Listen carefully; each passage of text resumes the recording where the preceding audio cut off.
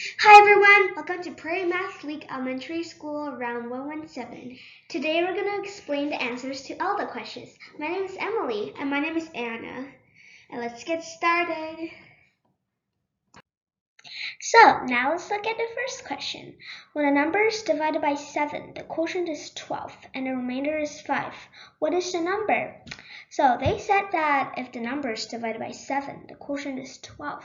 We have to times 7 by 12, which is 84. And the product we got is the original number subtract 5 because they said that the remainder is 5. So we have to add 5 back on, which is 89. So the number is 89.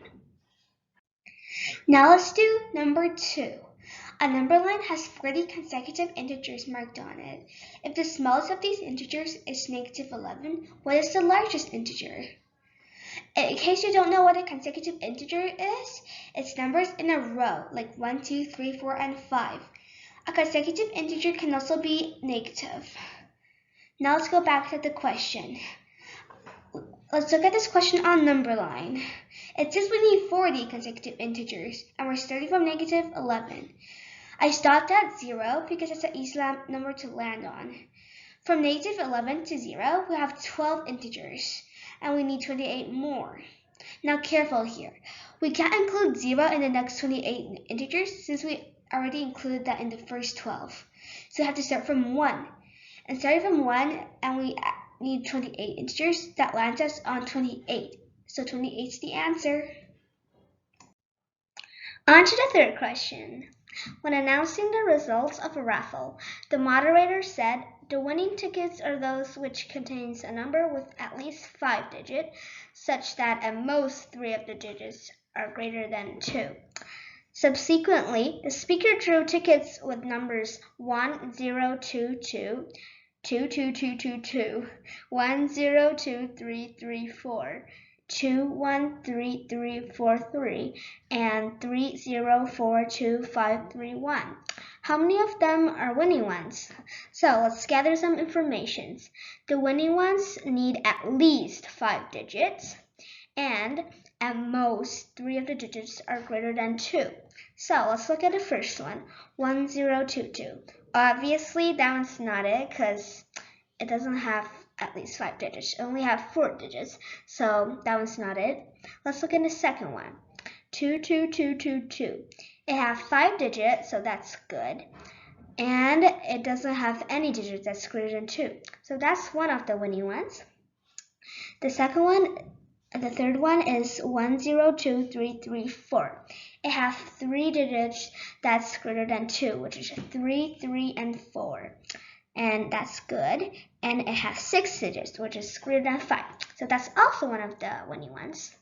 The next one is 213343. It has 4 digits that's greater than 2. So obviously that one's not it. The last one is 304251. And it also has 4 that's greater than 2. So that one's not it either. And the answer is 2 winning tickets. Question 4. A 10-meter rope is fastened to one of the 3 corners of a house, which has the form of a rectangle 6 meters long and 4 meters wide. A dog is fastened to the rope. What is the perimeter of the region that the dog can access? The formula we're going to use in this question is 2 times pi times r equals the perimeter of a circle. Now let's look at this picture I've drawn out. The 10-meter rope is fastened to one of the corners of the house. The blue part is the region the dog can access, but it's not all of it.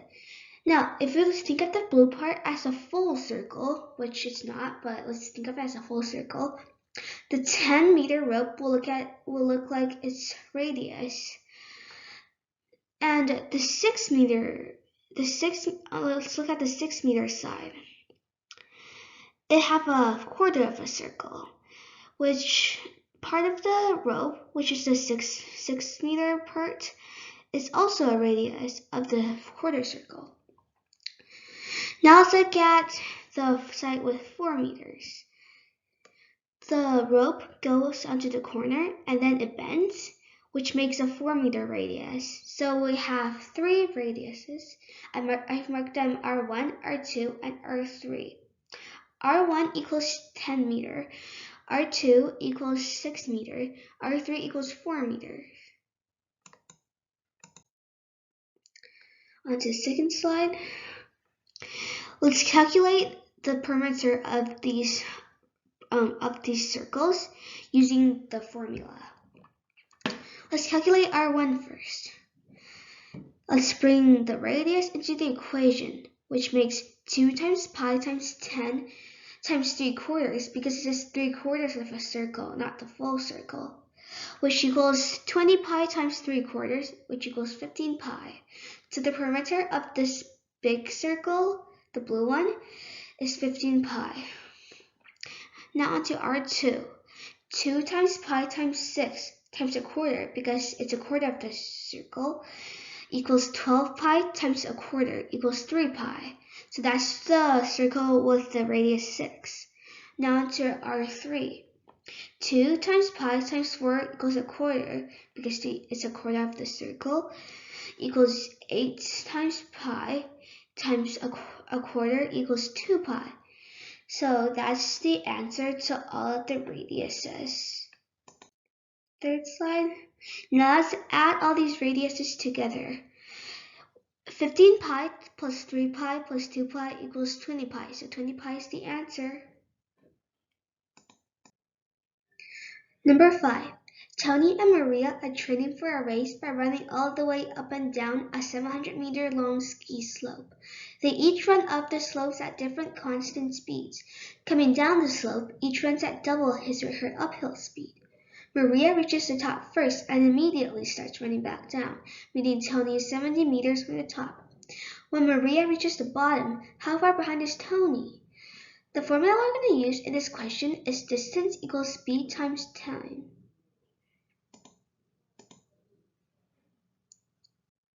On to the second slide. So let ST represents Tony's speed and SM represents Maria's speed, because we don't know their speeds yet, but we're going to find out. I wrote a little equation here for the time, which is 700 over SM plus 70 over 2SM equals 630 over ST. That is because when Maria went to the top, she ran 700 meters, but when she started running down, her speed doubled. So it's 2SM. And the amount of time they used when they've met is the same number of time for both of them. Now let's figure out their speed. The number that represents Maria's speed is 735, because when she started running down, her speed it doubled, but her distance will have to half. So Maria's speed is 735 and Tony's speed is 630. Let's simplify that speed. The simplest form of that speed is 7 over 6. So now we know that Tony's speed is 6 meters per second and Maria's speed is 7 meters per second. Now on to the third slide. Now we have to figure out x. Since Maria used 150 seconds to finish the whole race, that will definitely be needed to finish the equation. Okay, now let's bring Tony's speed into the equation, which is 700 over ST plus 700 minus x over 2ST equals 150 seconds. To isolate the 700 minus x, we have to times 12 to both sides of the equation. 700 divided by 6 times 12, which is basically 700 times 2, equals to 1,400 plus 700 minus x equals 150 seconds times 12. 700 minus x. Now we have to bring 1,400 to the other side of the equation. So 100, the 1,400 once was a positive, but if it goes to the other side of the equation, it becomes a negative. So now we have 700 minus x equals 150 seconds times 12 minus 1,400. Now I have to simplify that. Let's simplify the seconds first. 150 seconds times 12 is 1,800 seconds, which gives us 700 minus x equals 1,800 seconds minus 1,400 seconds. Now let's figure out x. We have to do 1,800 minus 1,400, which gives us 700 minus x equals 400 meters. So x equals 300 meters. So 300 meters is the answer. Okay, now we're on the very last slide, which is number 6. Each of the numbers 1, 2, 3, and 4 is substituted in some order for P, Q, R, and S. The greatest possible value of P to the power of Q plus R to the power of S is. So for this question, we're going to use guess and check to find out. First, let's suppose that P and Q is either 3 or 4. And let's see which one's bigger. So if it's 4 to the power of 3, we do 4 times 4 times 4.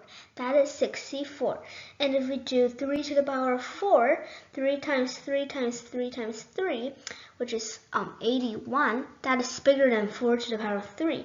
So the P to the power of Q is 3 to the power of 4. Now let's do R to the power of S. Let's suppose that it is 2 or 1. If it's 1 to the power of 2, then that will still be 1, because 1 times 1 times 1, like so many times, that is still 1. So it has to be 2.